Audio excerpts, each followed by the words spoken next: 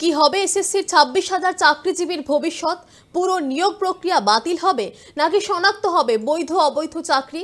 তা জানতে কিন্তু আমরা প্রত্যেকেই আজকে নজর রেখেছিলাম সুপ্রিম কোর্টের শুনানির দিকে, কিন্তু সেখান থেকে আমরা কি পেলাম? আরো অপেক্ষা করতে হবে। সুপ্রিম কোর্টে এই মামলার পরবর্তী শুনানি হতে চলেছে 2025 সালের জানুয়ারি মাসে। এদিন সুপ্রিম কোর্টের প্রধান বিচারপতি সঞ্জীব খান্না এবং বিচারপতি সঞ্জয় কুমারের বেঞ্চে সকাল 10:30 থেকে আমরা দেখলাম যে এসএসসি মামলার শুনানি শুরু হলো এবং সেই শুনানি চলাকালীন অতিরিক্ত শূন্যপদ এবং ওএমআর শিট নিয়ে প্রধান বিচারপতির একাধিক প্রশ্নের মুখে পড়তে হয় রাজ্য এবং সিবিআইকে। যোগ্য এবং অযোগ্য চাকরি প্রাপক শুনানির শুরুতেই প্রধান বিচারপতি সঞ্জীব খান্না তিনি বলেন নম্বর কারচুপি হচ্ছে, লিখিত পরীক্ষার নম্বর বৃদ্ধি করা হয়েছে। তারপরেই তিনি রাজ্যের আইনজীবীর কাছে জানতে চান যোগ্য এবং অযোগ্য চাকরি প্রার্থীদের বাছাই করতে রাজ্যের সম্মতি রয়েছে কিনা। রাজ্যের আইনজীবী জানান যোগ্য এবং অযোগ্য বাছাইয়ে তাদের সমর্থন রয়েছে। নিজেদের সিদ্ধান্তের ব্যাখ্যা দিয়ে তার সংযোজন তদন্তকারী সংস্থা সিবিআই এ বিষয়ে আলাদা তথ্য দিয়েছে। কোথাও গিয়ে বাদানুবাদ আমরা একটা বলাই চলে কিন্তু দেখতে পেলাম আজকে সুপ্রিম কোর্টের এসএসসি মামলার শুনানিতে। অন্যদিকে চাকরি প্রার্থী যারা তারা কিন্তু বিক্ষোভে এখনো পর্যন্ত প্রতিবাদে সামিল রয়েছেন। তারা দীর্ঘদিন ধরে তাদের জীবনের এই 5টা বছর চলে গিয়েছে এমনটাই কিন্তু তারা বলছেন। কি বলছেন কথা বলেছিলাম আমরা, শোনাবো। দেখুন, আমরা তো সঠিক রায়ের আশাই তো অপেক্ষা করছি। দীর্ঘ 8 বছর ধরে আমরা যেই কথাগুলো বলে এসেছি যে 2016 এসএলএসটি যে পরীক্ষা হয়েছিল, তারপর যে প্যানেল বেরিয়েছিল, সেই প্যানেলে এক সীমাহীন দুর্নীতি ছিল। আজকে যে সাদা খাতার কথা বলা হচ্ছে, সাদা খাতা তো এক প্রকার দুর্নীতি, এরকম 17 রকমের দুর্নীতি এই কমিশন তথা সরকার করেছে, যার ফলে আমাদের মতো যোগ্য ক্যান্ডিডেটকে আজও ফুটপাতে বসিয়ে রেখেছে। আমরা বরাবরই বলে এসেছি যে এই যে প্যানেলটা, এই প্যানেলটার মধ্যে নানাবিধ অসঙ্গতি, এবং যেটা বারবার সিবিআই দ্বারাও আমাদের যে কলকাতা হাইকোর্ট সেখানেও প্রমাণ হয়েছে যে হ্যাঁ এগুলো সঠিক, যে এই অযোগ্য এত ক্যান্ডিডেট রয়েছে, এই সংখ্যা, এই সংখ্যা। কিন্তু তারপরেও দেখা গেল সরকার কিন্তু যোগ্য অযোগ্যদের পৃথকীকরণের দিকে একবারও পা মারালো না, যার ফলে কিন্তু দেবাংশু বসাকের বেঞ্চে কিন্তু প্যানেলটা ক্যান্সেল হয়ে গেল।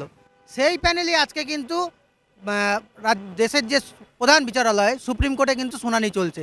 আমরা আশাবাদী যে এই প্যানেলটার মধ্যে যারা যোগ্য এবং জেনুইন তারা চাকরিটা থাক এবং চাকরিটা পাক, এবং যারা অযোগ্য তারা নিপাত যাক, এবং তাদের জায়গায় যারা এই যোগ্য জেনুইন বঞ্চিত হয়েছে, যাদেরকে ফুটপাতে বসিয়ে রাখা হয়েছে পরিকল্পনাভাবে, যাদের চাকরিগুলো বিক্রি করা হয়েছে, তারা সেই জায়গায় চাকরিগুলো পাক এবং নিজের সম্মানে তারা স্কুলে যাক, এবং দ্রুত এই বিচার প্রক্রিয়ার সমাপ্তি হোক।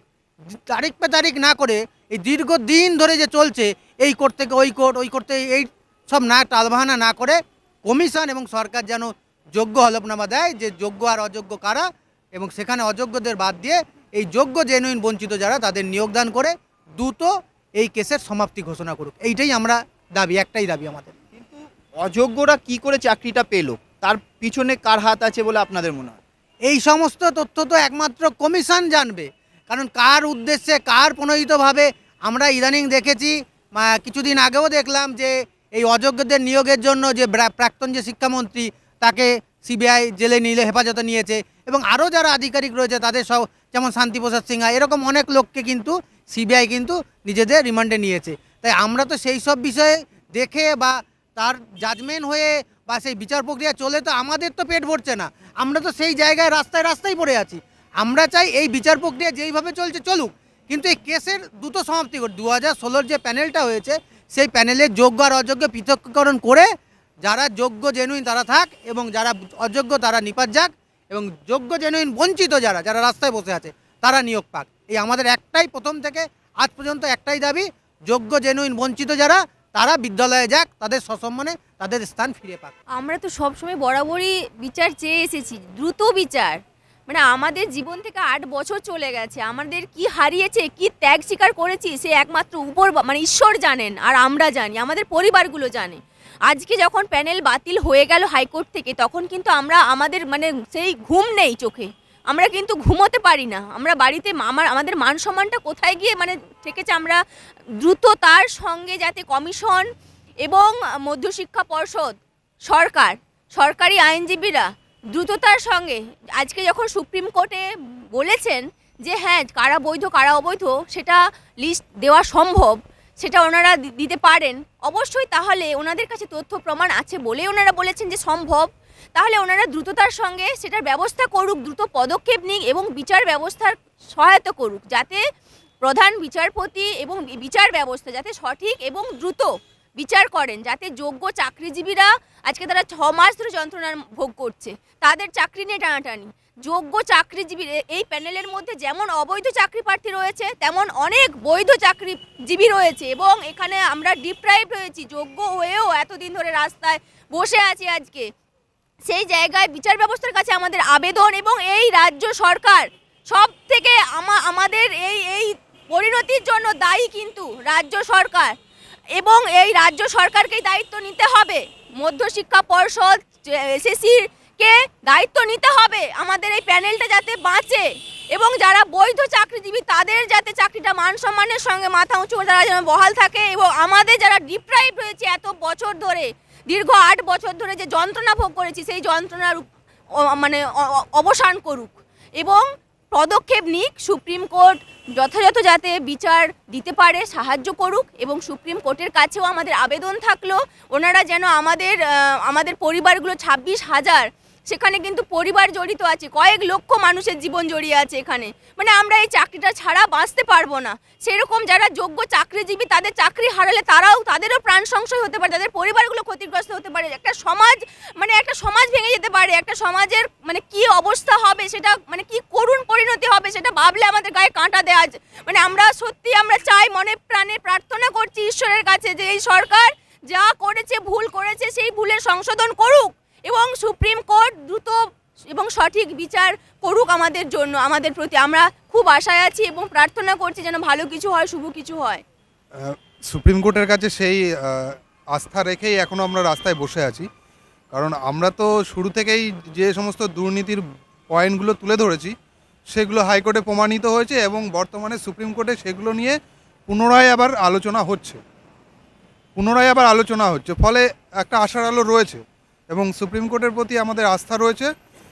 খুব শীঘ্রই এই মামলার ওনারা নিষ্পত্তি ঘটাবেন, এবং যেভাবে স্কুল সার্ভিস কমিশনকে বলেছে যে যোগ্য অযোগ্যর লিস্ট জমা করার কথা, আমরা চাইব সরকার এবং স্কুল সার্ভিস কমিশন খুব তাড়াতাড়ি সেই লিস্ট জমা করে প্যানেলটা বাঁচুক, যে সমস্ত যোগ্য শিক্ষকরা শিক্ষকতা করছে তারা বহাল থাকুক, এবং যারা বঞ্চিত হয়েছে দুর্নীতির কারণে তাদেরকেও যাতে এই শিক্ষকতার পেশায় যুক্ত করে স্কুলে পাঠাতে পারে সেই ব্যবস্থাটা করুক। যেমনটা আমরা বলছিলাম যে চাকরি প্রার্থীরাও এই শুনানির দিকে তাকিয়েছিল, তারাও কিন্তু কোথাও গিয়ে আশাহত হচ্ছেন। পাশাপাশি এই আজকের যে শুনানি, সেই শুনানি আবার পিছিয়ে গেল, কোথাও গিয়ে আবার একটা অপেক্ষা, যে কারণে রাজনৈতিকভাবেও কিন্তু একটা আমরা দেখতে পাচ্ছি বিতর্কের জায়গা চলে এসেছে। বিজেপি নেতা রাহুল সিনহার সঙ্গে আমরা টেলিফোনে কথা বলেছিলাম, তিনি কি বলছেন শোনাবো।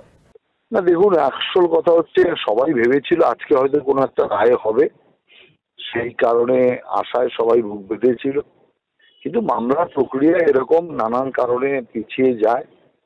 কারণ বিচার যখন হবে, বিচারটা তো পরিপূর্ণভাবে ঠিক হোক এটাই হওয়া উচিত, সেই কারণে সওয়াল জবাব হয়েছে। আমি মনে করি যে আগামী দিন এটা রায় হবে এরকমই একটা আশা আমরা রাখি, কারণ বিচার ব্যবস্থায় বিচারপতি হচ্ছে প্রধান, এবং তিনি সমস্ত দিক বিচার বিবেচনা করে আশা করি যে এই দুর্নীতি যেটা হয়েছে তার মূলোচ্ছেদ করায় উপযুক্ত রায় প্রদান করবেন, এই আশাতেই আমরা সবাই আছি। আজকে যেটা আশা আমাদের ছিল সেই আশাটাকে আবার পিছিয়ে নিয়ে যেতে হবে আবার সেই দিনের জন্য যেদিন এর পূর্ণ বিচার হয়ে একদম সত্যিকারের যারা দোষী তারা সাজা পাবে, তাদের চাকরি যাবে, যারা বিক্রি করেছে তাদের বিরুদ্ধে কঠোর শাস্তিমূলক ব্যবস্থা হবে, এটাই সারা বাংলার মানুষ চাইছে। পাশাপাশি আমরা কথা বলেছিলাম কংগ্রেস নেতা সৌম্য এইচ রায়ের সঙ্গে, তিনি কি বলছেন, তার কি প্রতিক্রিয়া শুনানি বারবার পিছিয়ে যাওয়াতে, শোনাবো। বিচার প্রক্রিয়ায় এটা পরিষ্কার দেখা যাচ্ছে পশ্চিমবঙ্গে যতগুলো দুর্নীতির তদন্ত হয়েছে এবং যতগুলো বিচার চলছে তাতে সুপ্রিম কোর্ট বা হাইকোর্টে দেখা যাচ্ছে তদন্তকারী সংস্থা বিচারটাকে কন্টিনিউ করতে পারছে না, দিনের আলো দেখছে না। এই অদৃশ্য শক্তি এবং বিচার প্রক্রিয়াটা এত বিলম্বিত হচ্ছে, আমরা বিচার প্রক্রিয়ার উপরে প্রশ্ন তুলছি না, কিন্তু বিচার প্রক্রিয়া বিলম্বিত হলে যারা আন্দোলনকারী এবং যারা পথে বসে আছে, যাদের চাকরি চুরি হয়েছে, তাদের যে ভাগ্যাকাশে যে মেঘ দেখা দেয়, তাদের জীবনটা যে শেষ হতে বসেছে, এটা বোধহয় তদন্তকারী সংস্থার বোঝা উচিত। আমরা জানি না কার অঙ্গুলি হেলনে, কোথা থেকে, পেছন থেকে, কাদের মদতে শুধুমাত্র অপরাধী দোষী সাব্যস্ত হওয়া মানুষ নয়, যাদের জন্য অভিযোগ তারা ছাড়া পেয়ে যাচ্ছে আর বিচার প্রক্রিয়া প্রলম্বিত হচ্ছে।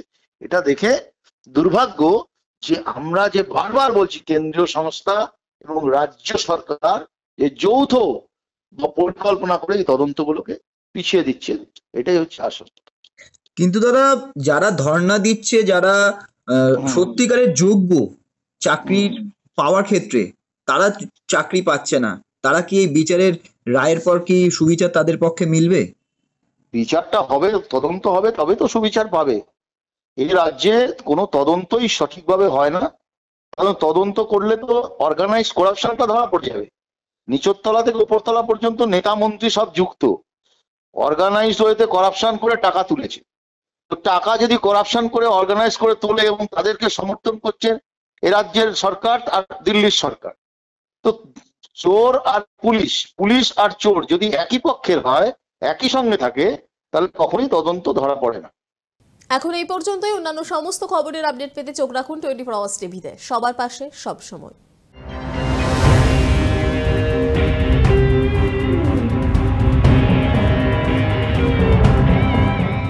আমাদের যা কিছু আছে সেটা পর্দার আড়ালে নয়, গাছের ফাঁকে নয়।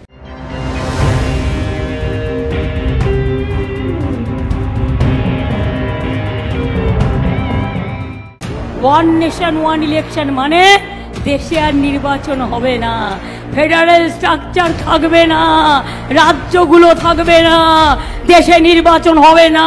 এটা স্বৈরাচারী একনায়কতন্ত্রে সন্ত্রাস যুক্ত স্বৈর সন্ত্রাস সরকার তৈরি হবে।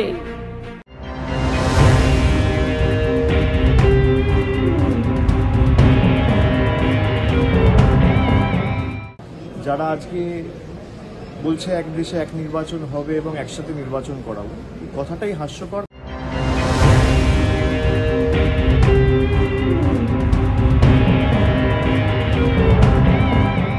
চোখে চোখ রেখে আমরা যেটা বলেছি সেটা আমরা করে দেখাবো।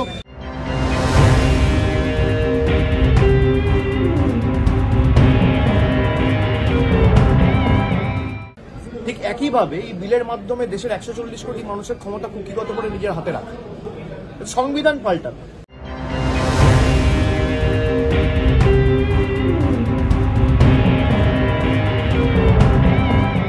আমাদের বিরোধীরা দেশের ভালো হোক এরকম কিছু চায় না। ওয়ান নেশন ওয়ান ভোট, এর মধ্যে দেশের অর্থনীতির বিষয়ই টিকে আছে।